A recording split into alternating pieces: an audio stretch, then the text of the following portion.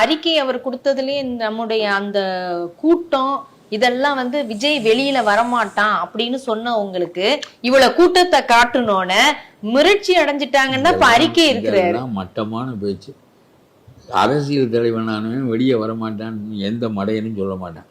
சும்மா இவர் ரேங்குக்கு உள்ளவன் இன்னொரு இதில் உள்ளவன் இது மாதிரி பேசுவான். இதெல்லாம் ஒரு பேச்சு. அரசியல் தலைவனானவன் மக்களை சந்திக்காம ஆட்சியில் எதுக்கு வர்றேன்? வரமாட்டான்னு சொன்னார்கள், வந்து விட்டேன்.